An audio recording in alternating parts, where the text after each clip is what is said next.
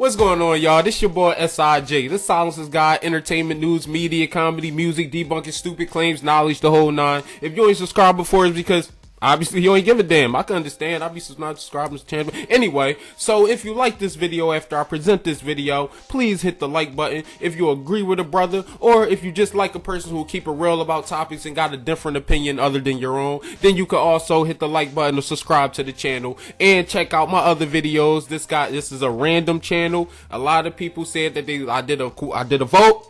They said they didn't like the random stuff, you know, the knowledge, the comedy, the music, all of that. You dig what I'm saying? So I appreciate you guys voting on that post that I put it up there. And now we're going to get into the topic today. Now, this video is my opinion on the Tekashi 6ix9ine interview with the Breakfast Club. He gave them a run for their money. That's plain and simple. He had Charlemagne in check. He had DJ Envy and Angela Yee over there scared to death. They just hoping that they going to make it home and don't get it smacked upside their head when they leave there, because I think the Breakfast Club is in New York or whatever. So everybody was on some, you know, like protect their own neck type of ish. Charlemagne the God, he pretty much, the whole show got exposed when Tekashi 6ix9ine started answering the questions and showed how rusty the whole Breakfast Club really was. None of them did no research or no homework on the rapper. They hardly knew how he even became famous. They act like they don't even know what viral videos and shit is. Like, it's a damn shame that the radio hosts don't even know who they're interviewing these days. If you're gonna be doing this, you gotta at least know who the rappers are and what's going on in the rapper's, you know, career in order to be able to present, you know, the music and who the rapper is on the radio. Like, that's the stupid stuff that I don't understand. It's like, yo, sooner or later, Charlemagne the Guy kept on saying during the interview, oh, I'm getting too old for this. I'm getting too old for this. And maybe you is. Maybe that's a sign that he's about to quit soon.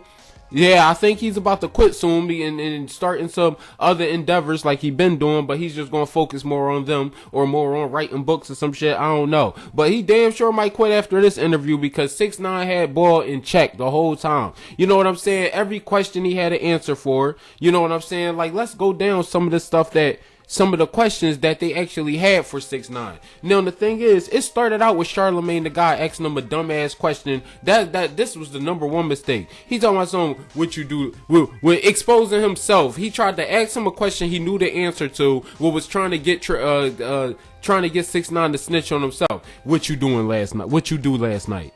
Like, what type of question is that? Started out with a dumbass question. What you do last night? Because them hip-hop police pulled you over, right? Trying to get him to be like, yeah, they pulled me over, I had some guns in the car. So, like, who knows what Charlemagne the God was trying to get him to do. But we see straight through Charlemagne the God. He be using them little book tactics and shit, like 48 laws of power on people or whatever the case may be. And it'd be too damn obvious, but it is what it is. I digress. Now, we're going to start out with number 2. Number 2 thing that he said was, they thought that now the beef with some of the people is pretty much, they didn't know how some of the beef started. And then 6ix9ine even asked them, do you know that, like you tell me what beef I started? And they actually said, when they asked him about the beefs and he asked them what beef did he start, they said, I don't even know. I don't even know. They hardly even knew some of the songs. He said, what's your favorite song? What's your favorite song? They knew like one song or whatever. Some of them, he's like, yeah, I listen to your music. I just don't like, yeah, whatever. Like Charlemagne, Envy, Angela, like they knew like one song.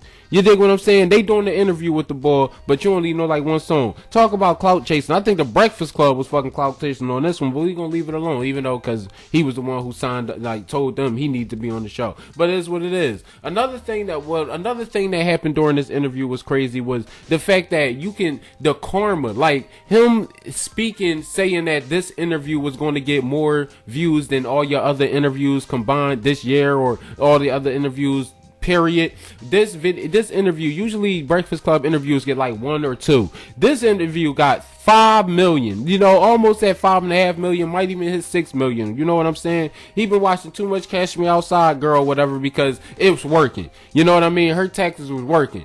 She became famous after her little Dr. Phil thing, and he's pretty much trolling the old head in the game, trying to do the same damn thing. And he already did it, but you know what I'm saying? It's like, you know, no, anyway, DJ Envy, Angela Yee, they questions weren't even effective, really. They were just trying to, you know, they asked them certain things, and it was like, it wasn't coming off like Like, it wasn't the whole interview was stupid. Like, first of all, the nigga brought the OG up. I don't know. I got questions. I don't even care no more. He brought his OG up to the interview. You dig me? He had his OGs over there, the head of the label, which means they really on some real shit. Like, it ain't no game. You know what I'm saying? They not playing. If they had some questions about was he a real authentic blood or whatever the case, I guess he had the people right there to authenticize that. You know, they asked him about, yo, what was the beef down there with YG and them? He don't know. YG came out of nowhere, said some shit. I guess he felt disrespected. Who cares with that? We got the Jay Prince situation. Jay Prince, they brought up that Jay Prince situation trying to check him. He checked them back. It was like, first of all, we was in the store, sneaker store for half an hour. Boy ain't come up to me and check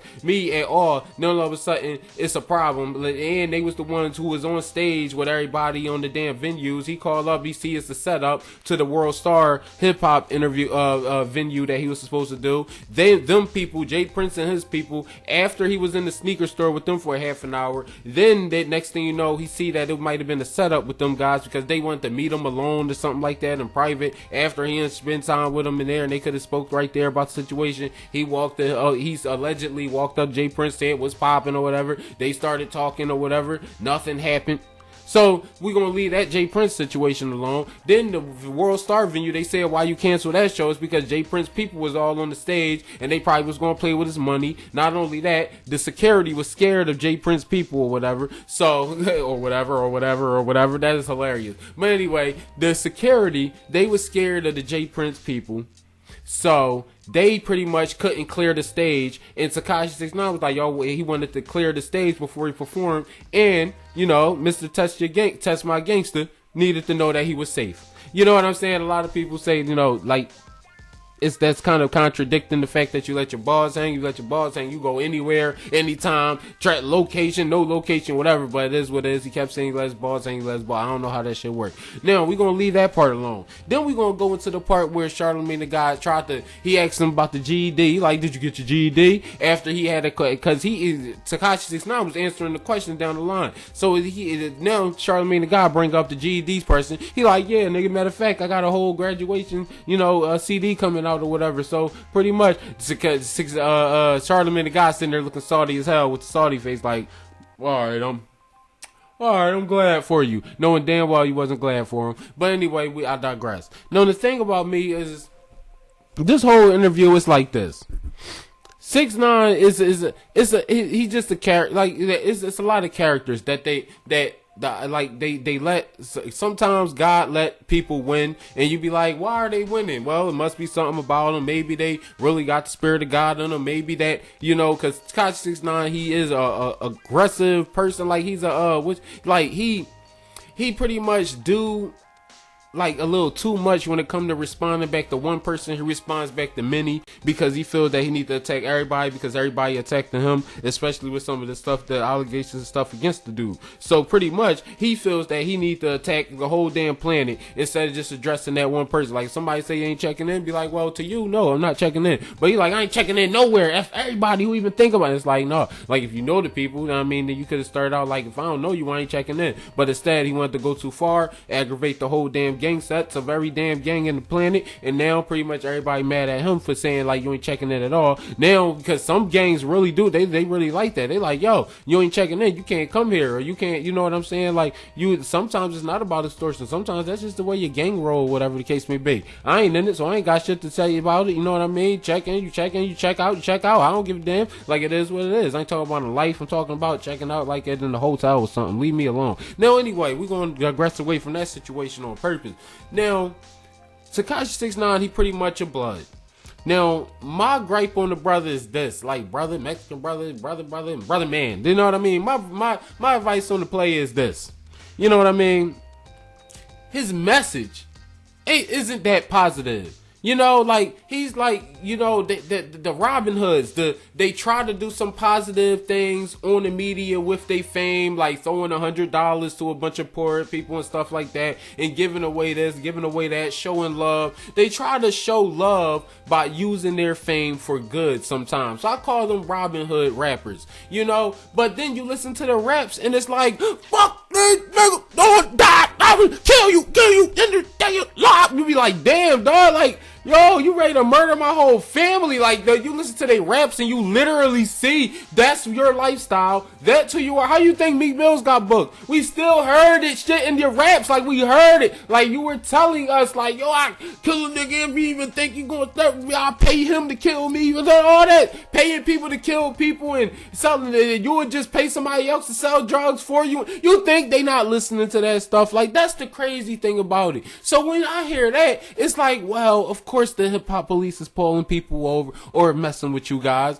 At least people, like, of course people is going to be looking at you and be like, yo, what did he really bring to the table? Other than another message about sex, money, and drugs and killing people. Like, killing especially black people. You know what I mean? Niggas is the word that they use. Everybody. Like, killing niggas is the premise of what the most they talk about in their rap music. If you listen to a CD, all the songs is talking about either fucking a nigga chick, killing a nigga dad, getting revenge on a nigga, haters. Like, it's crazy. It's like, yo, like, what is y'all gonna let up? Like, so can we talk about, imagine saying an actual another race or a derogatory term of another race in your raps. Then people will understand where I'm coming from. If they said something like, I ain't even gonna go there, but y'all know the derogatory names I could say if I just replace nigga with something else.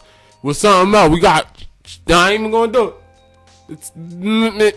I ain't even gonna do it. You dig me? I ain't disrespectful like that. I don't need to diss everybody just to prove a point. But y'all know what I mean. It's like mad disrespectful when you from another race and you use nigga more than niggas. I'm just saying. But we gonna leave that part alone. You know what I mean? Because I do the same damn thing. But I ain't another race. But it is what it is. It's a bad word all around. Blah, blah, blah. I know. Now, anyway, we're gonna get back into the Breakfast Club interview. Now, in the second part of the interview, he talks about him being the hottest in the city. And pretty much Charlamagne the guy, he's like, no, you're not. And then everybody like, no, you're not. And he's like, yes, I am the hottest in the city. Who's hotter than me right now? And they was like, well, pretty much Cardi B. And he was like, well, what she went platinum, what she got popping up her second album? Well, he was like, yeah, well, this is my first. You dig me? This is my first. So you can't even compare me to her. So they failed into comparing them to Cardi B. And they forgot to mention Hove, Nas, Jay-Z. Jay-Z and Hove the same damn person. Well, actually, no, they're not. It's actually disrespectful and blasphemy. We're going to leave that alone. They forgot to mention Fab. All right, we're going to leave it at Fab. No, let's continue. Now, or Kendrick Lamar. Shit, I'll take him over it. We're going to leave that alone, too. Now, let's go into the third thing that they talked about during the interview. Pretty much, he had to bring the OG out. Now, that's another thing. Tekashi 6ix9ine even brought the OGs with him, the head of the labels, to prove, like, if they had any questions about him being an official blood or whatever, he even had the, the people there with him to be able to prove that or state they claim or whatever the case may be. So Charlamagne the guy thought he was getting him with the OG part, but the OG, he was like, yo, don't you think you're going to get yourself killed? And we all know, yeah, he's asking for bad karma. You know what I mean? We all know that, yes, he's, young, but the nigga's like 22, you dig me? So he's a grown-ass man, so he asks for man problems. He got a daughter. We know he putting himself in a bad situation, especially if we want to take a girl on a date somewhere or whatever, or have a girl in the future or whatever. They might get to her just to get to him. You dig me?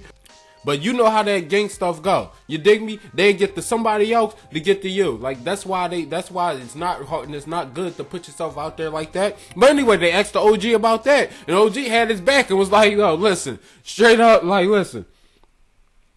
He doing what the fuck he do. Like, he whatever's working for him. Like, I mean, he young boy doing what he do. Like, they going for it. Like, he got fans and stuff. He built this following. Like, everybody else haters. He ain't hurting nobody. Like, you could attest. He said, I could attest that, you know what I mean, the boy ain't out here threatening nobody or nothing. So it's like most of that shit is coming from other people. They don't give other people the right to threaten him or whatever. He ain't out here threatening them. Whether he checking in or not, he don't even know the niggas that they checking in. So they don't do no checking in. That checking in shit, if you don't know the people that you checking into, they ain't doing it. So the OG had his back. So they tried to pull the OG thing. That shit didn't work. You dig what I'm saying? So then they asked him a question about, and then they was like, yo, the beef. They tried to, this is why he exposed the Breakfast Club rusty asses for so hard. It was messed up because they don't be knowing who they interviewing or what they talking about. So anyway, they asked him, what beef did you start or whatever. They asked Tekashi 6ix9ine, what beef did you start? And then he's sitting there like, well, you tell me what beef did I start.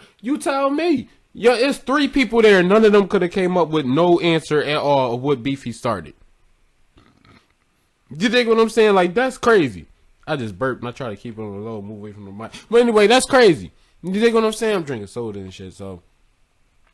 So it's kind of like, yo, straight up and down, he had an answer for all their questions. You know what I'm saying? The Crip thing when he was rocking blue, basically, you know, is because where he from, you rolling with Crips, you rolling with Crips, you rolling with Bloods, you rolling with Bloods. If you're not a part of that gang, don't be, you know, what you call it, jacking or whatever, jacking a squad. Like, yo, this is Rick's squad or whatever. Like, no, this is not, like, you're not a part of this. Like, I guess he wore the colors because he was around them, and I don't know how it worked. Like, what, do you wear the colors outside or something? Like, yeah, his sheets was blue. Like, he had a blue band, but he had an excuse for it, so he checked them on it. Everybody went for the excuse, so it is what it is. He hang with Crips, he hang with Blood, so he could wear blue, he could wear red, it doesn't matter. I guess. I don't know if those are rules, but I ain't a part of your gang, so, you know, you tell me what the right thing in the comment box, and I'll leave it alone. But anyway, so they tried to check him on that. He had an answer for that. You know what I mean? He had an answer for a lot of the shit.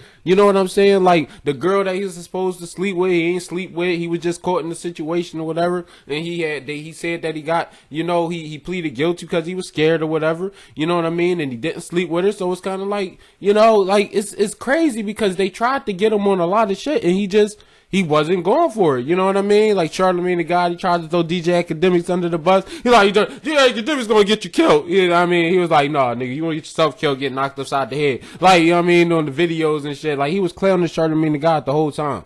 You know what I mean? Charlamagne the God just proved how old he is, proved that he might, you know, quit soon or whatever the case may be. Like, you could tell. Like, you know what I mean? You could tell by the whole interview. They didn't even want to do the interview really, or they thought they had a one-up on them. And as soon as he started answering the questions, it was like, damn, he trolled them to death. You know what I mean? Made them look real bad, made them look stupid. You know what I'm saying? So, even though, it was easy to rip together some of the questions 6ix9ine was at. Like, we know as an audience a lot of the stuff that he started. We know all the shit that him, like, if you're following up on the stories or whatever, especially if you do YouTube, you know what's going on. But to the audience, like an ignorant audience, like out of 5 million people, not everybody even know who Tekashi 6ix9ine is. You dig me? So it's kind of like, damn. Like, we seen him coming out with video after video after video. Not only was he coming out with video after video after video, but he was having posts go viral on Instagram and stuff like that to maintain his popularity and to keep the money coming in, keep the viewers coming in, because we all know that shit goes up and come right back down. You dig me? What happened to Dej Loaf? Anyway, it's crazy because we watch these celebrities literally become famous and then disappear. You know what I'm saying? So if some people master the technique of staying popular on Instagram and, you know, having followers and all that, building your own following, they stay popular doing that. Not only that, then they travel to other parts of the social media and live over there as well. Then make the you know, the customer happy, basically. Make the people, you know, that subscribe to them and like their music happy. And it actually works.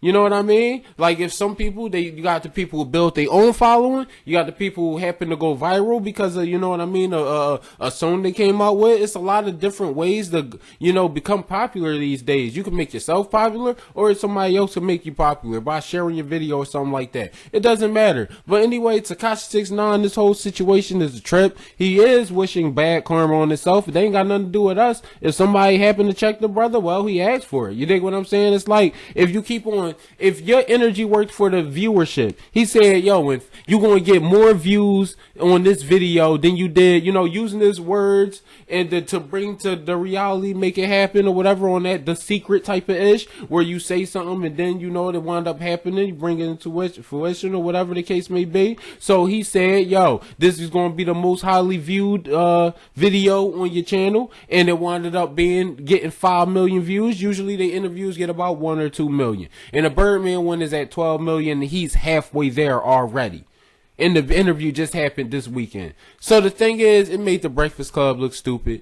you know, it's good publicity for them, whether they get checked or not. It don't really matter. They still eating off of it. You know what I'm saying? Tekashi 6ix9ine, he probably have a couple people buy his album off of an interview, but I don't know. You know what I mean? I ain't even counting his pockets. It is what it is on that one, because they eating regardless. I ain't got no platinum album, none of that. You dig me? So yeah, man, that's my opinion on the situation. You know, another, like, one good thing that comes out of it is he's repping Bloods and Crips, and he's trying to bring them together. So I think that's actually some good that's coming out of the situation. Even if you know don't like the messenger that is coming from, it actually brings the conversation to the forefront of Bloods and Crips coming together on some type of level or another. They don't gotta kill each other all the time. They can be seeing the same video together. It's been happening before, but not on this type of level where your video gets 35 million views. You dig me? Like 35 million people around the world see that. You know, that's pretty much kind of, it's positive in the gang culture, I guess. You know what I mean? I don't know that too much about us normal people, because who they going to get together and kill? Us. You know what I mean? So anyway,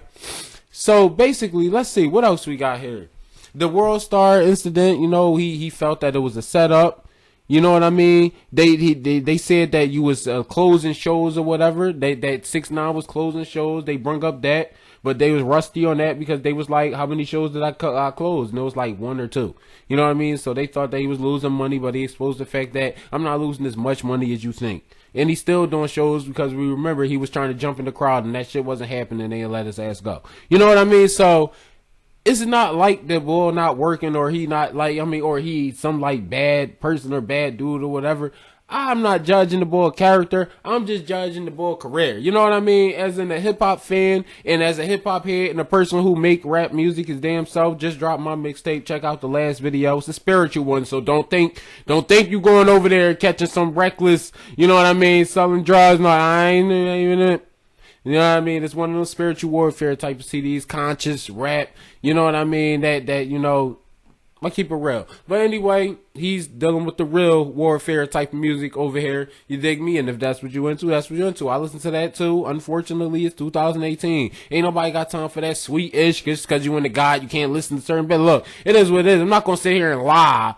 You know what I mean? And be like, I don't listen to none of it. Like, it would be nice, but no, if I like a song, I like a song. If it's a banger, it's a banger. And if I don't like it, I don't like it. Do I like the message? Hell no. Like, I like the message. That's why it's rated 18. For people like me who hear that shit and be like, yeah, this joint is alright, but, alright, this is over. Alright, cut it off. That's enough. Feel like I'm about to go to hell. Gasoline draws on. But anyway, it was like the whole Breakfast Club failed their whole audience. Like, number one, they got no shock value no more. That's number one. They got lazy as hell. You know what I'm saying? They don't do their homework, as you can see right there. And some of the artists that come on their show that's new or whatever, they didn't even know who Lil Skies was. You dig me? Or Lil Skis or whatever the case. Even I heard some of his music, and I'm old. You dig me? I'm not that old. I'm not out of my 20s yet. But I'm just saying. Then they was asking questions, like, for instance, the blood thing that they was asking, pretty much, they bring the OGs up, and he said he wasn't claiming no set with the whole blood and the Crip thing. You know what I mean? The name one situation I started thing, they sitting up there, all three of them, I don't know.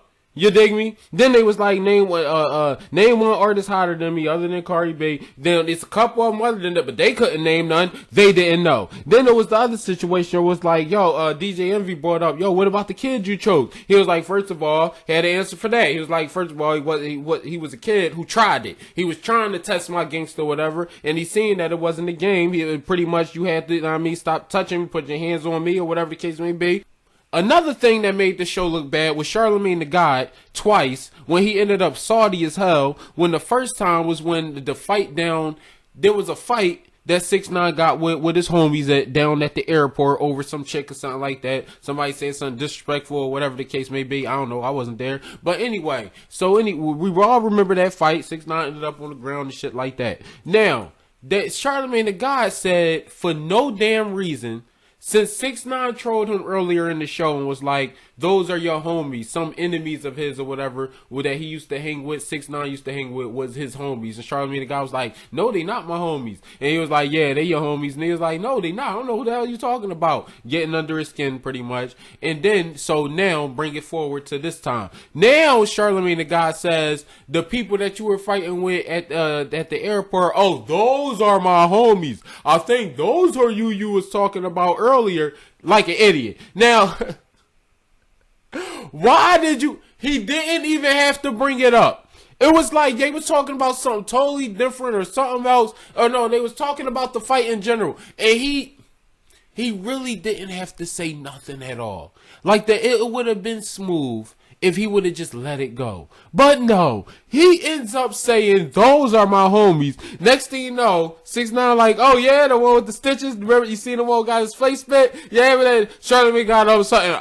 Oh, I don't know about those. I don't know about those homies. I don't think that's the homie that got. Then all of a sudden he was denying the claim or whatever. Next thing you know, he was like, got his number, call him. Like on some real shit. Like, look, he don't got nothing to hide. Like if you got something to call him, see if that was your homie or whatever. So now Charlamagne looking even more crazy, admitting some shit that he ain't have to admit. Now you associated with the people that got their ass whipped, which make you look even bad. And you had ran earlier. They had brung up the part where he had ran. It was so comical when they talked about 6ix9ine getting touched and it reversed and talked about Charlamagne actually getting touched on camera. And then Charlamagne, the guy tried to protect himself, so poor RIP to the fella. He said, no man, but there's 2 other instances on the internet where I beat some people up too. And he was like, oh yeah, pull them up. He pulled the phone out, started looking it up. The shit was hilarious. So it was like, yo, the whole show just looked unprepared, unprofessional,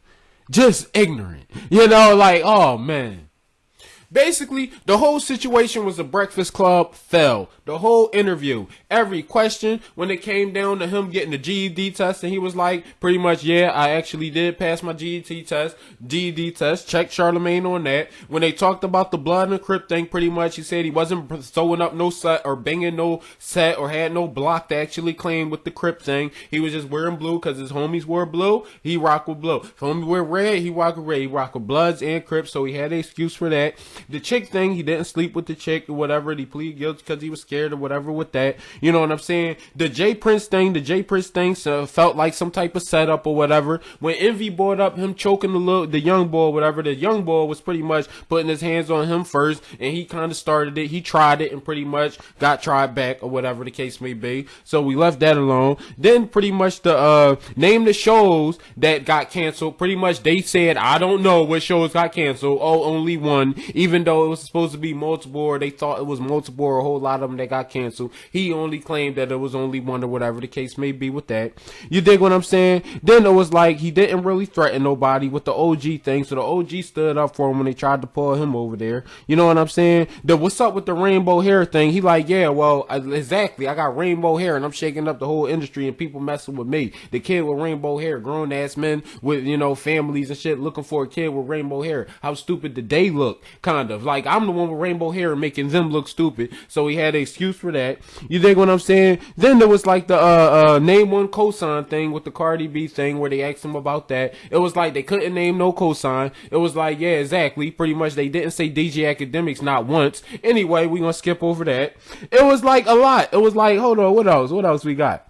What else we got? You know what I mean? Because he beefing with a lot of people. The game situation, pretty much, the game just felt disrespected or whatever, but he don't even got no reason to really come at him. You know what I'm saying? If you felt that disrespected, why didn't you check him when he was in LA? Why didn't you holler at him in the DMs or something? Why didn't you, like, what's your story with the 6ix9ine thing? We seeing that the game just trying to get clout off of this situation, just like he did with Meek Mills and succeeded. You know what I mean? Got Meek Mills through all that shit. Now Meek Mills back in jail for looking bad, for halfway beefing with this cat right here. You know what I mean? Trying to prove he ain't a rat or whatever the case may be. When Sean Kingston was the rat in that situation, but we're going to leave that situation alone. Because apparently the game just like picking on young artists. So anyway, yo, so it's not like, I don't hate 6ix9ine. Like, I mean, look, keep making your music. Like, I mean, that's the whole point of this. We don't realize that since we don't, like certain people, they work for the algorithm and don't even know it.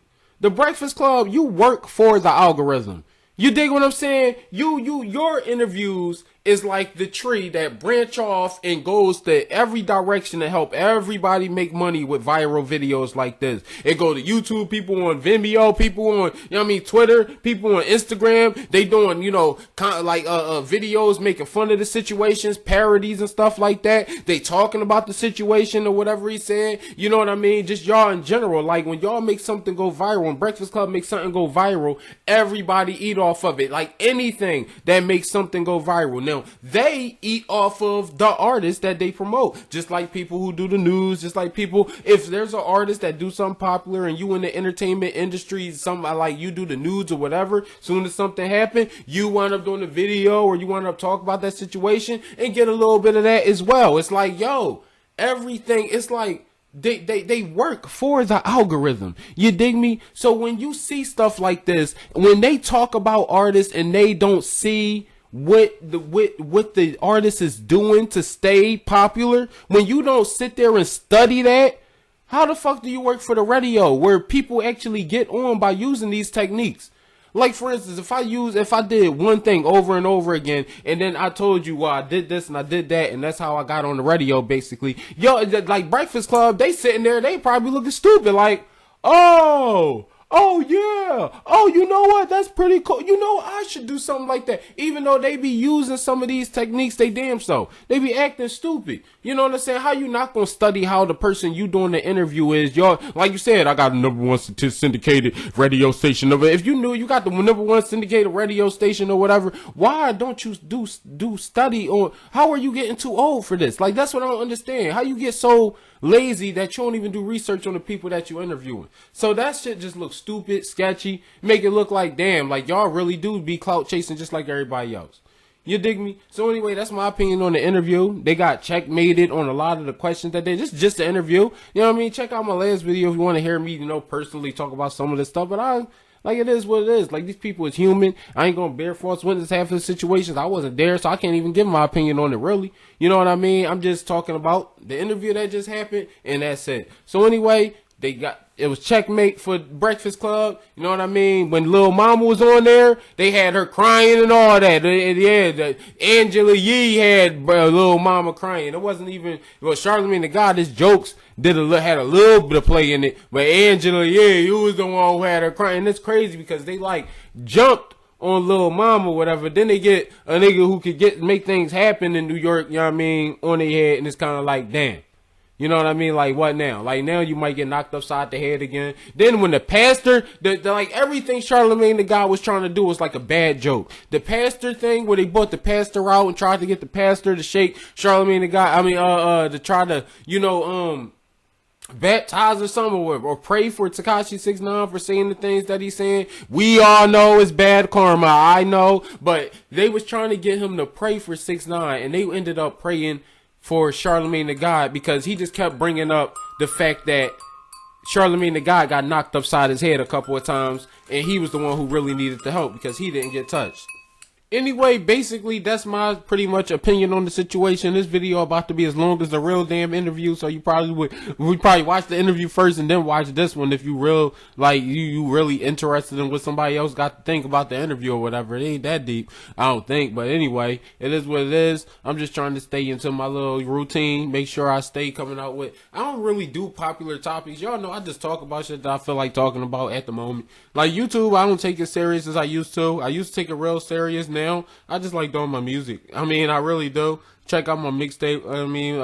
Jules. You know, you just type in Jules, it probably pop up. But you type in the Silence God Jules, it's up there. You know, I'm damn sure I'm gonna plug myself in. This is my channel. I'm gonna do something. Some people don't even hit the like button, no comment down there. Shit, the least I could do for myself is plug myself in my own damn video. You dig me? Just doing like a half an hour or two. I did a little bit of editing or whatever. I do my little YouTube thing. I could put the little green screen in the background, use the use the lighting, and I could do all that. You already know how I do, but I fell back a little bit, you know what I'm saying, trying to regain my subscribers back into the routine, let people know that I'm still alive, I'm still here, and I might progress a little bit better. I could have used the HD camera on my phone and made a better video, but you know what? Movie Maker be holding people down. You want to do YouTube videos? Movie Maker is beautiful. You know what I mean? They've been holding me down even when I had Adobe. I'll go right to Movie Maker and edit the small stuff. You know what I'm saying? But anyway, that's my opinion on the subject matter. You can like, comment, share, subscribe to the channel if you just, you just like the way I like some people, they subscribe to you just because you from a certain place. You know what I mean? I'm from Philly, obviously. But anyway, and that I only rock this sweater when I'm doing one of these videos. I'll go and grab the Philly sweater and do a video, but I gotta stop because people starting to think I'm dirty and I just rock. No, you know what I mean? Like, and it's not like, I don't even do videos every day. So if I wear this like once every 2 weeks, you can't even get mad at a brother. You know, I don't know. I just be tripping. But anyway, I do this because it's pretty much Philly. That's where I'm from, and it's easy for people to just read the shirt. You know what I mean? But yeah, man, that's my opinion on the subject matter at hand. You know what I'm saying? Check out my last video. Check out the videos before that, the comedy videos. Entertain yourself. It's an entertainment channel. I don't know how much of this 6ix9ine stuff you're gonna want to hear or see. You know what I mean? I'm pretty sure you got things to do. So enjoy the rest of your day. I'm outie like a belly button. Peace.